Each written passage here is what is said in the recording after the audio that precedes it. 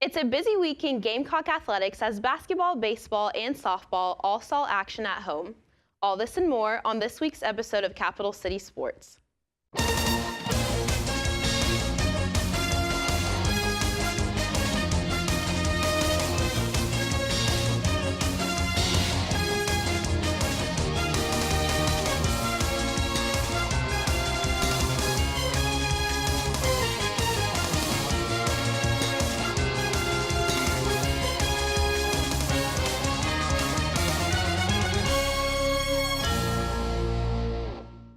Welcome to this week's episode of Capital City Sports. I'm your host, Analis Bailey.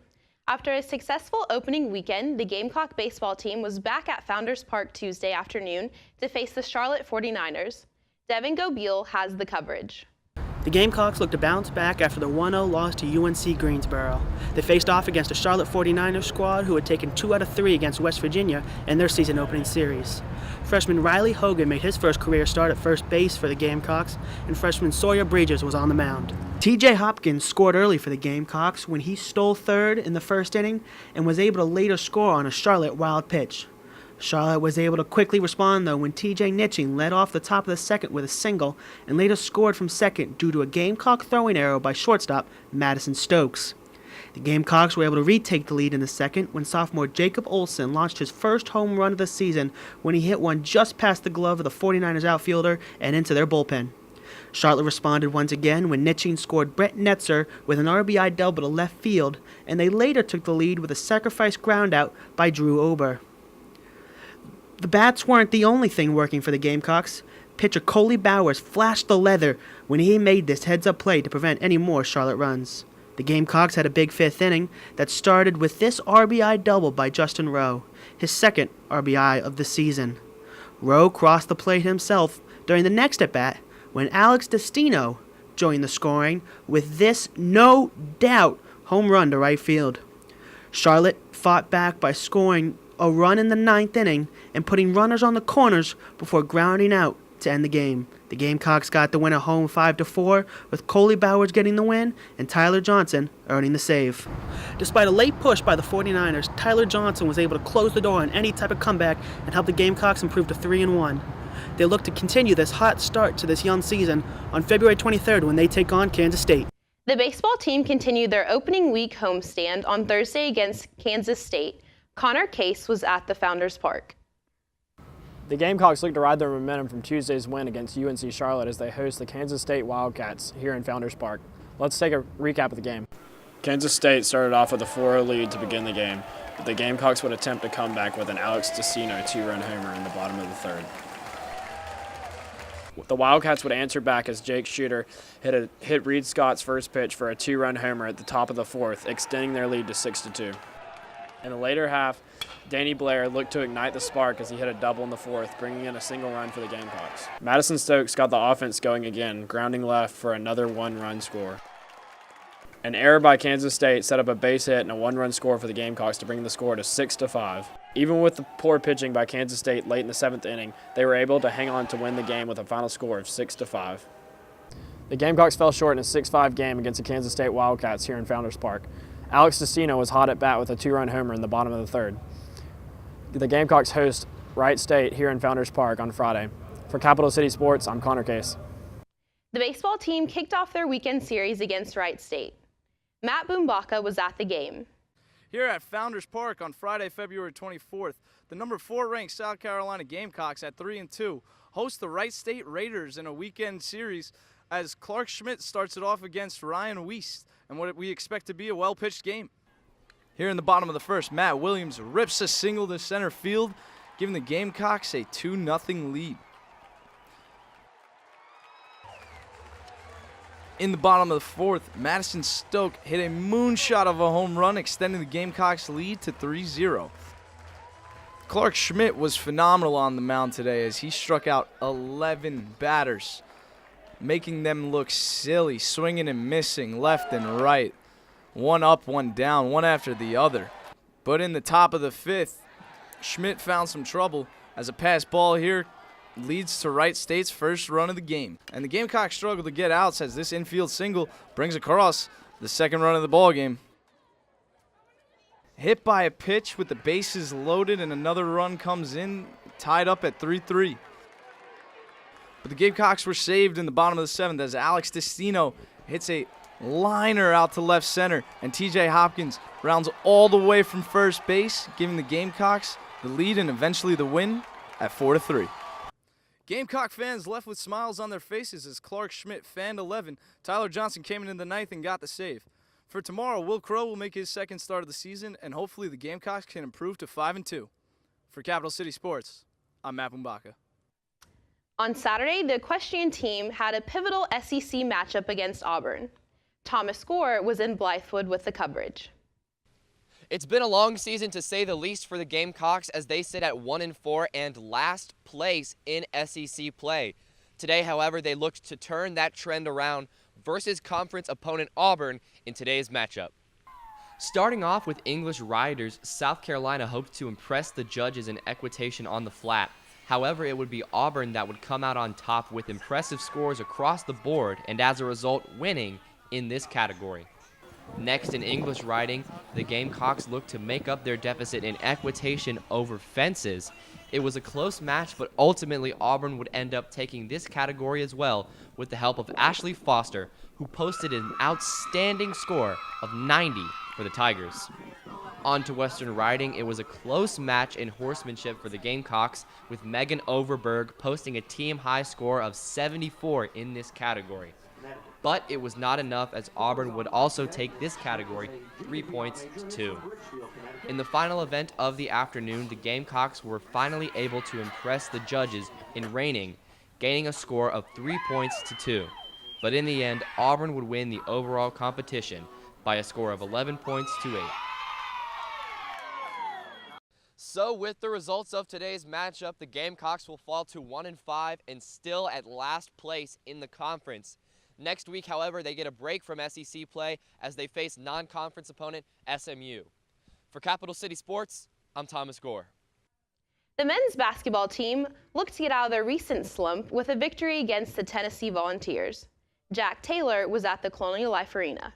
The Gamecocks came into today's game trying to break a 3-game losing streak as they take on the Tennessee Volunteers. The team needs this win in order to reclaim their spot in the top 3 of the SEC, as well as stay in contention for the March Madness tournament.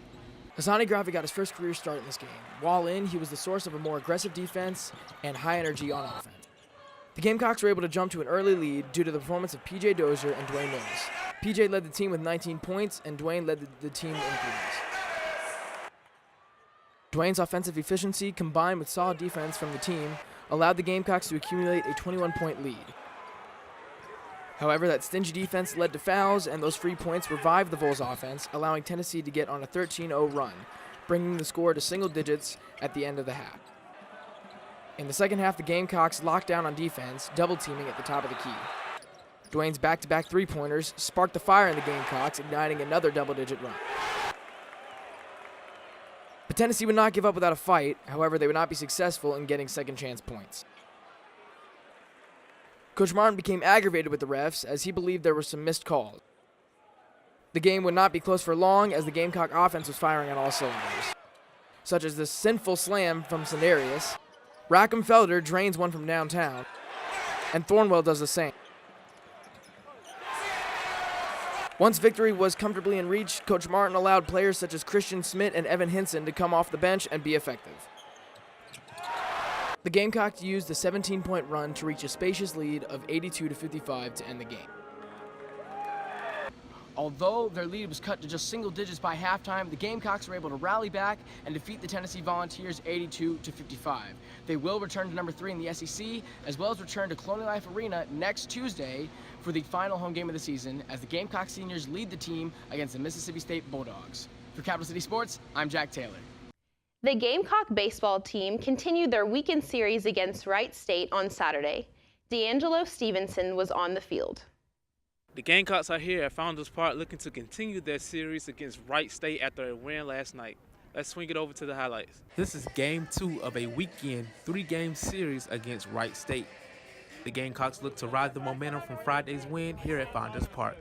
Bottom of the first, Jacob Olsen hits a fly ball out to left field, setting up an early 3-0 lead for Carolina. Jonah Britt slugs one out left to bring in the 4th run. A sacrifice blunt by DB3, Danny Blair, brings in the clutch sliding score for Carolina. Poor pitching by Wright State adds onto the scoreboard for South Carolina.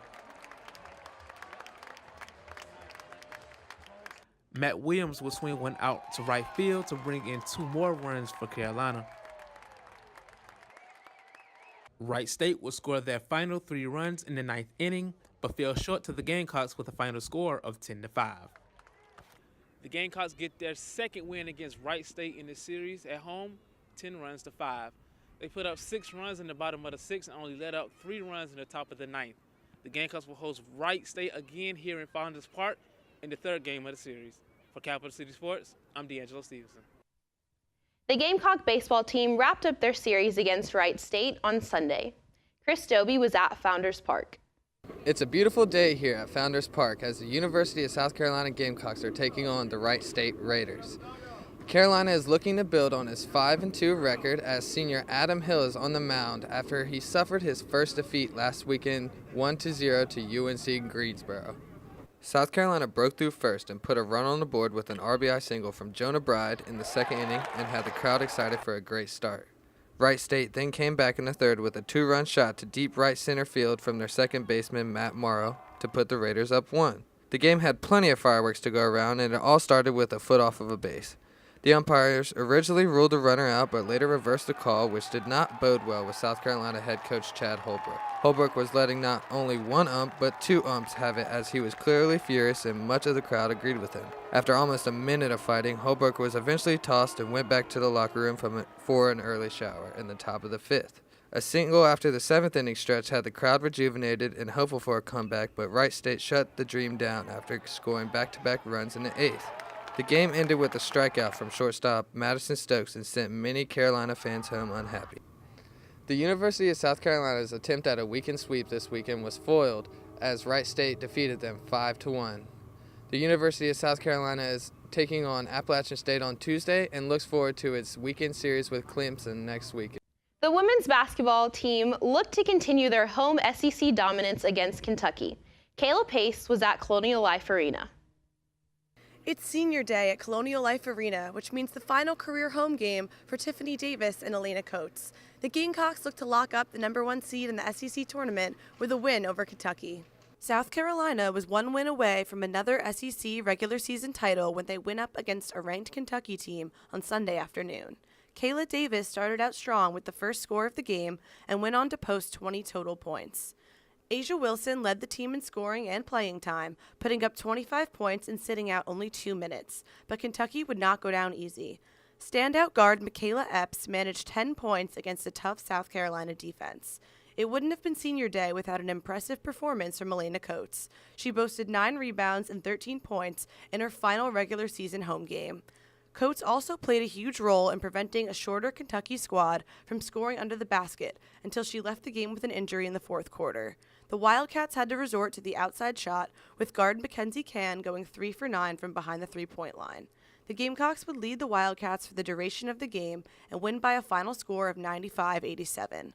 Coach Dawn Staley commented on securing another SEC title. I mean, it's the season at a time. The 3 prior to this one, only a few players were a part of it, so they don't really relate to that. I think they relate to how they can make an impact on getting theirs. The seniors won their 4th straight SEC title, a fitting way to finish out 4 seasons in Columbia. The SEC tournament begins this Wednesday, March 1st. For Capital City Sports, I'm Kayla Pace. That's all we have for this week's episode of Capital City Sports. Thank you for watching, and be sure to follow us on Twitter at CCS@SGTV for all things Gamecock athletics. I'm your host, Analis Bailey, and we will see you next week.